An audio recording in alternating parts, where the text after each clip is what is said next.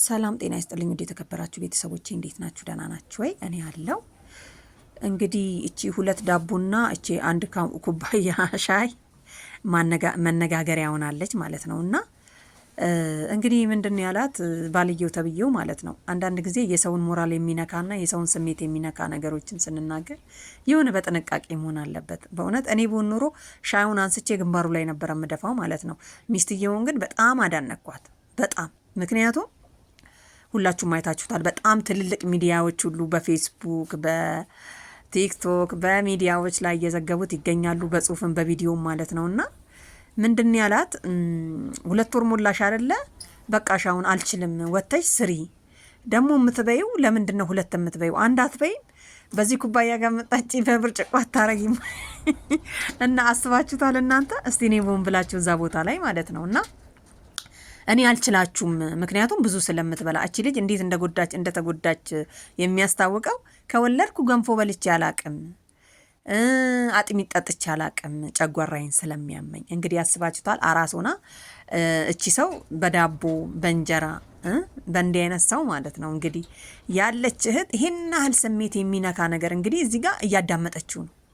እንባዋ ጠብ እያለቀሰች እንኳን እያለቀሽ ነው አይደል እንዴ ሲላት፣ አረ እያለቀስኩ አይደለሁም ማለች ማለት ነው። በጣም ያሳዘነችኝ ፓርት ነው። እና እንግዲህ 2 ዳቦ ከምትበይ አንዱን ቀንሽው። አሁን 2 ልጅ ሆኗል አይደለ? አልችልም ወተሽ ስሪ ያለ ማለት ነው። ከዛ ህፃኑን እንዴት አርጌ ነው የምሰራው ስትለው ደግሞ ሌሎች ሴቶች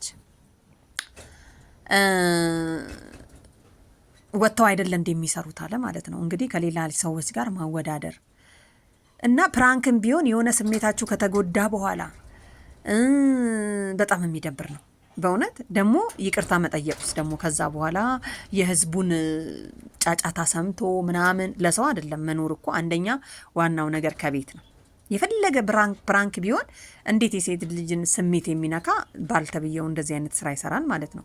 ሲጀመር ከመጀመሪያውም ክፉ ስለሆንክ ነው እንጂ እና የልጅቷን ቪዲዮ ሁሌም እስቲ ገብታችሁ ብታዩ በቃ ልጅቷ ዝም የሆነ በቃ ውስጧ ምናምን ስልብ ብሎ ምናምን ነገር ነው የምታዩትና እንዲህ እያለቀሰች እንግዲህ አይኗን እያሸች እያለቀሽ ነው እንዴ ብሎ ሲጠይቃት አይ አላለቀስኩም ትላለች ማለት ነው። እንባዋን ጠብ እያደረገች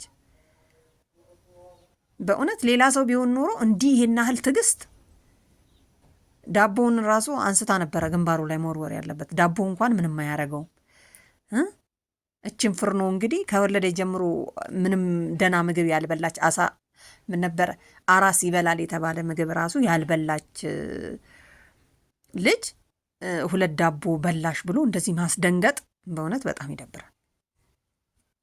በእውነት በጣም የህዝቡን ስሜት የነካው ቪዲዮ ነው። በጣም ብዙዎች አልቅሰው የሰሩበት ማለት ነው። እና ቤተሰብ እንደኔ ቢሆን ኖሮ ያው እንደነገርኳችሁ ፈንክቼው እኔ እስር ቤት ገብቼ ነበረ ማለት ነው። ምክንያቱም በጣም ከባድ ስለሆነ ጭራሽ እኮ አንውለድ ስልሽ እኮ ነው ሲላት፣ አንተ አይደለ እንዴ እንውለድ ያልከኝ? እናንተ አስባችሁታል? አንዳንድ ጊዜ የሆነ ሚስጥር አንዴ ሚዲያ ከጀመራችሁ በኋላ ሚስጥር የሚባል ነገር መያዝ ራሱ አትችሉም እኮ። ድንገት ያመልጣችኋል በግድ ማለት ነው። በግድ አለ አይደል? ቢሆንም ግን አለ እንዲህ ይሄን ያህል እንዲህ እንባዋን እየጠረገች እያራገፈች ምናምን ነገር። ከዛ በኋላ ደግሞ እኮ ይቅርታ ጠየቀ። የህዝቡን ጫጫታ ሰምቼ ቀለበት የአንገት ሀብል ገዝቶ ምናምን ነገር ይቅርታ አላት ማለት ነው። ምንም ቢሆን አንድ የተጎዳን ነገር አይደለም ሀብል ይቅርና ወርቅ በግራም አምጥተህ ብታርከፈክፍላት አይመልሰውም። ምክንያቱም አንዴ ስሜት የዛን ቀን ስሜቷ የተጎዳውም ማለት ነው። እና ባልዬ ተብዬው በጣም አስጠላብ በእውነት ደስ አይልም እንዲህ አይነት ፕራንክ። ደግሞ ይቅርታ ብሎ እዚህ ጋር ይስማታል ማለት ነው የልቡን ካደረሰ በኋላ። እኔ ቦን በጥፊ ብዬ ነበረ ወደዛ መገፈትረው ከምር እንኳን አይደለም ይቅርታ ብዬው እንትልል። አስባችሁታል? እንዲህ አንጀታችሁ ከተቃጠለ በኋላ መጥቶ የፈለገውን ሰው አድርጎ ይቅርታ ሲጠይቅ እንዴት እንደሚያናድድ! ኧረ በጌታ ግን ምን ታረጉታላችሁ? አንዳንዴ ምንድን ነው የሚባለው? በሰው እጅ ስር ማደር ስትጀምሩ በጣም ብዙ ነገር አለ ማለት ነው። ስለዚህ ሴቶች ጠንከር ብላችሁ በራሳችሁ እንትን መቆም አለባችሁ። በጣም ነው ያሳዘነችኝ በእውነት በጣም ማለት ነው። ምክንያቱም ሁለት ዳቦ ለምን ትበያለሽ? እኔ እኮ አልችልም ከእንግዲህ በኋላ ጭራሽ 3 ሆናችሁ ሲባል ምንድን ነው የሚሰማን እስቲ? እና ቤተሰብ እንግዲህ ለማንኛውም ያው እርግጠኛ ነኝ በጣም ብዙ ሰዎች የኢትዮጵያ ሕዝብ እኮ ለሚጎዳ ሰው የሆነን ሰው አንድ ነገር ሆነ ሲባል በጣም የሆነ ስሜቱ የአንዷ ሴት ስሜት ለብዙ ሴቶች ስሜት ነው የሚጋባው ማለት ነው። እኔስ ብሆን ብለን ነው ማዳመጥ ያለበት። እና ቤተሰብ ማለት ነው። ለማንኛውም እናመሰግናለን። ባልየው ተብየው ግን እንደዚህ እያደረክ ይቅርታ ባትጠይቅ ጥሩ ነው ባይ